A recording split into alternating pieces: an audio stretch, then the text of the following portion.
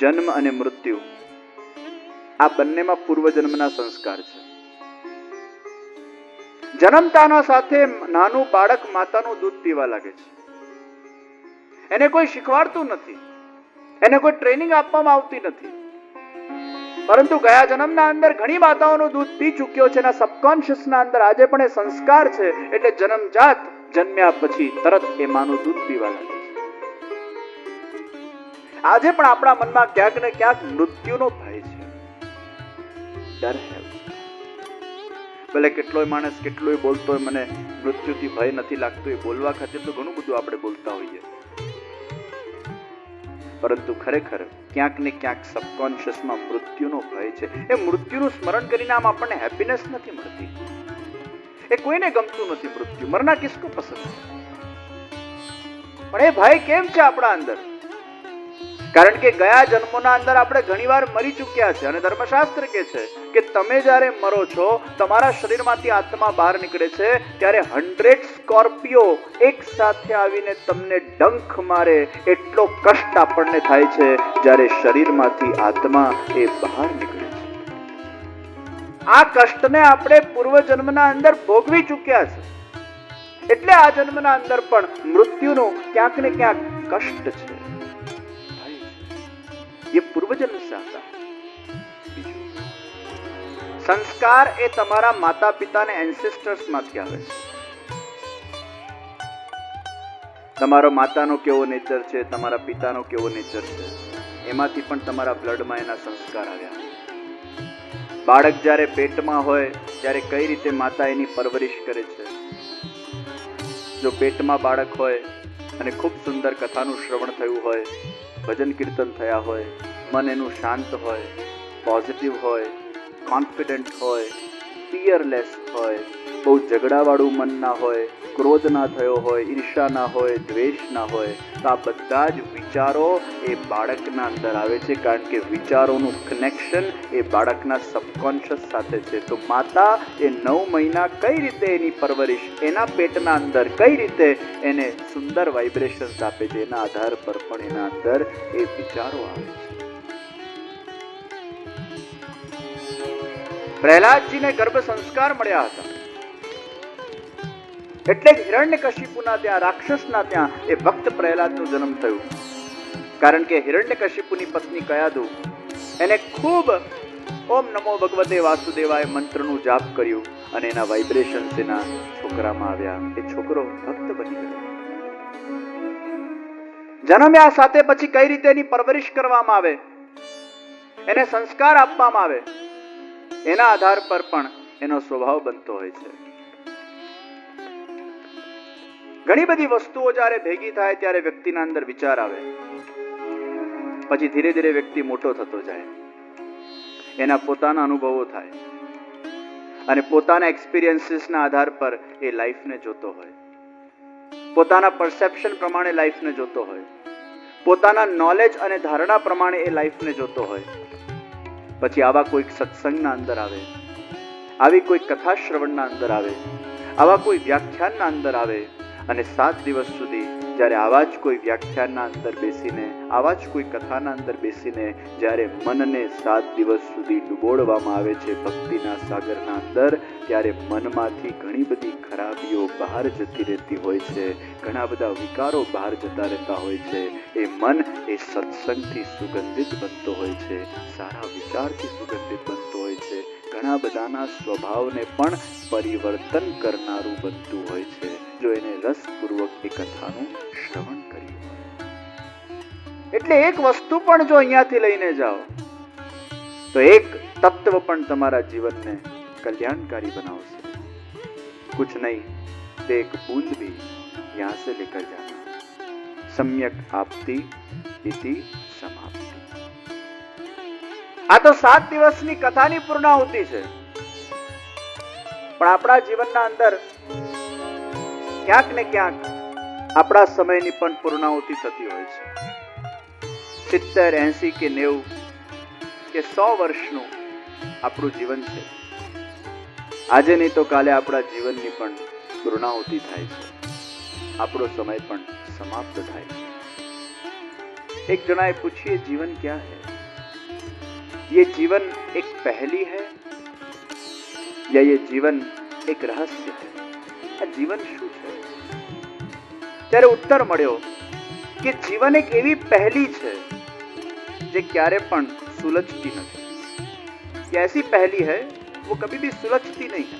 तो जे पहली सुलझे नहीं એને પહેલી ન કહેવાય, એને રહસ્ય કહેવાય. આ જીવન એક બહુ મોટું સિક્રેટ છે. આ એક બહુ મોટું રહસ્ય છે. કાલે તમારા સાથે શું થવાનું છે તમને ખબર નથી. ગયા જન્મમાં આપણે કોણ હતા આપણને ખબર નથી. ભવિષ્યમાં આપણા સાથે કઈ ઘટના ઘટિત થવાની છે આપણને ખબર નથી. એટલે જ તો કીધું આ જીવન એક રહસ્ય છે. हमें कुछ पता नहीं हमारे साथ क्या होने वाला है या क्या हो सकता है.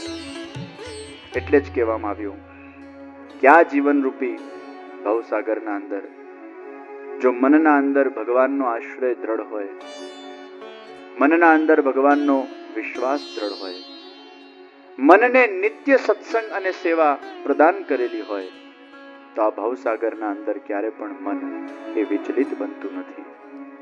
એ કોઈ પણ પરિસ્થિતિ કે ચુનૌતીનો સામનો કરવા માટે તત્પર હોય છે.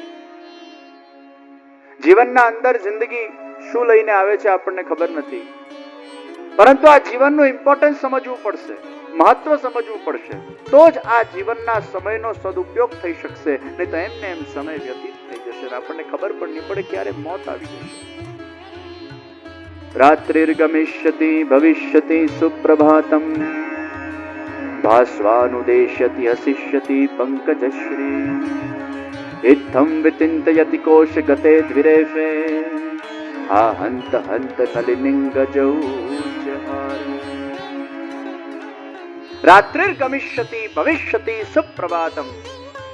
એક ભમરો એક કમળના અંદર સમાયેલો છે.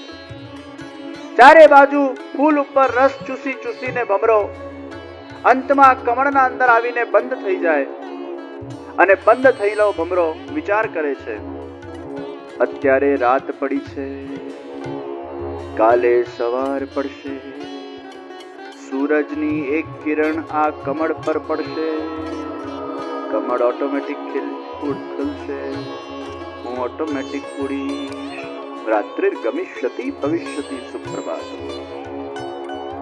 એ ભમરો ચાહે તો કમળને ચીરીને બહાર નીકળી શકે છે, પણ નીકળી શકતો નથી, કારણ કે એ કમળના અંદર ને એટલી મીઠી મીઠી સુગંધ મળે છે, શાંતિ મળે છે, ઉષ્મા મળે છે કે એને નીકળવું નથી. બસ કલ બસ કલ બસ કલ બસ કલ કરતા કરતા કરતા કરતા એનો કાળ આવી જતો હોય છે.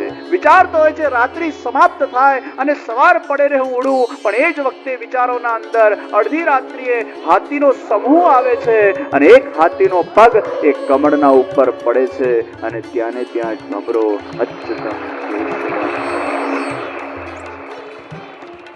ત્યાં ને ત્યાં એનું મૃત્યુ થતું.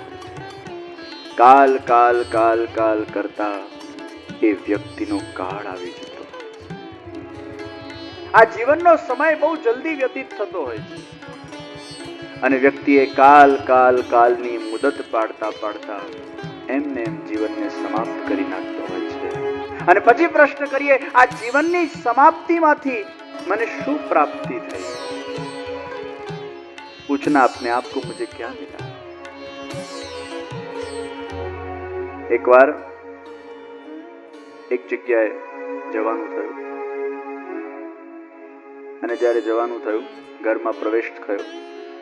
બહુ સરસ ઘર હતું, well furnished, well organised, very nice interior, decorated, સ્વચ્છ, ક્લીન. એટલે મેં વખાણ કર્યા, તમારું ઘર બહુ સારું. એટલે પેલા બેનજી બોલ્યા, આઈ am a lady of perfection. પછી અંદર બેઠો, એકાદ કલાક સત્સંગ થયો, વળી પાછી કઈક વાત નીકળી, પાછું મેં એપ્રિશિએટ કર્યું, તમારું આ બહુ સારું છે. આઈ am a lady of perfection. બીજી કઈક પાછી વાત નીકળી, ફરી મેં કઈક કીધું, ત્રીજો આઈ am a lady of perfection. હું જ્યારે જ્યારે કંઈક વખાણ કરું સામે એક જ ઉત્તર આવે, I am a lady of perfection, lady of perfection, lady of. પછી મને બધે પગલા પાડવા લઈ ગયા. તો એક એક ડગલા ભરીનું પગલા પાડવા ગયો. બધા રૂમ બહુ સ્વચ્છ, organised, nicely decorated, colour combination ખૂબ સારા. એક રૂમ હતો, એમાં એક બહુ મોટી બેગ હતી, બહુ બધા ડૂચા ભરેલા, ડૂચા ઓવરફ્લો થઈને બહાર નીકળ્યા. એટલે મેં પૂછ્યું, Mrs lady of perfection, why I am seeing this imperfection? મને કે પાછું, I am a lady of perfection. મેં કીધું ડૂચા કેમ ભર્યા છે આટલા બધા, અને બેગ ખુલી કેમ છે? મને કે આપ સમજ્યા નહીં, મારે એક વીક પછી વ્રજયાત્રામાં જવાનું છે, અને એક વીક પછી મારે વ્રજયાત્રામાં જવાનું હોય એટલે આઈ am a lady of perfection. હું જ્યારે કોઈ પણ યાત્રામાં જાઉં અને કઈ વસ્તુ ભૂલી જાઉં પછી ત્યાં મને તકલીફ પડે, આપદા પડે, એટલે મારો એક નેચર કે એક વીક પહેલા બેગ ખુલ્લી મૂકી દઉં, જતા આવતા જે યાદ આવે નાખતી જાય. આઈ am a lady of perfection. મેં કીધું આ તમારા પાસે શીખવા જેવું છે, તો તમારે કથાના પહેલા દાડે ઉદઘાટન પછી બેગ ખુલ્લી મૂકી દેવાની, એટલે પૂર્ણાહુતિ સુધી કઈ રહી જ ના જાય. અમારું કઈ ને કોઈ છૂટી જ જતું હોય જરૂર. પછી મેં કીધું તમે આ 7 દિવસ પછીની યાત્રાની તો બહુ સરસ તૈયારી કરી, અને યાત્રાથી તમારું ચોક્કસ સુંદર કલ્યાણ થશે, પણ તમે મહાયાત્રાની કોઈ તૈયારી કરી? મન કે એ કઈ? મેં કીધું 80 વર્ષ પછી કરવાની છે, એ યાત્રાની કોઈ તૈયારી કરી? ઘણી બધી આપણે લૌકિક યાત્રાઓ કરીએ, અલૌકિક યાત્રાઓ કરીએ, પરંતુ આપણા જીવનની જે મહાયાત્રા છે એ સૌથી મોટી યાત્રા છે, અને એ યાત્રા मृत्यु पछीनी यात्रा है। मरने के बाद की यात्रा वो बहुत बड़ी यात्रा है।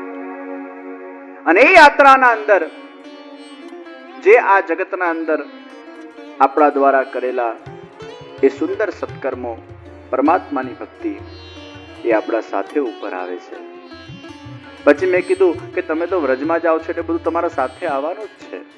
એ કે ના ના, હું તો ખાલી ગાઈડના જેમ જોવા જાઉં છું શું છે વ્રજ, પરિક્રમા કરવા। ના બાપા, ચલાય ના આટલું બધું, હું તો જોવા જાઉં છું કે શું છે વ્રજમાં, એક વાર ગઈ નથી, જોવા જાઉં છું।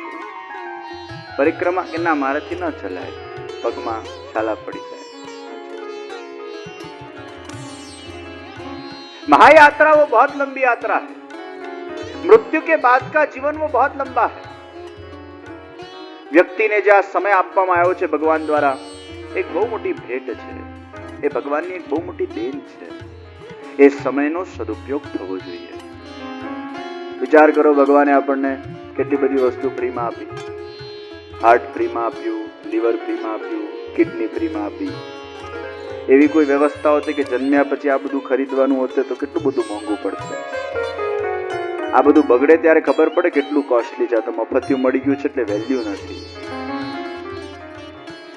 પૂછો એ લોકોને જેના પાસે આંખ નથી, જેના પાસે પગ નથી, જેના પાસે કોઈને કોઈ ડિફેક્ટ છે ભાઈ જીવનના અંદર, પૂછો ઉન લોકો કો કે એમના જીવનના અંદર ઇન્દ્રિયોની કેટલી મહત્તા છે। એક વસ્તુ યાદ રાખજો, તમારા બેંક બેલેન્સના અંદર કરોડો રૂપિયા પડ્યા હશે, પણ જો તમારા પાસે આંખ નહીં હોય ને તો એ કરોડો રૂપિયા એ તમારા પાસે ધૂળ બનાવે।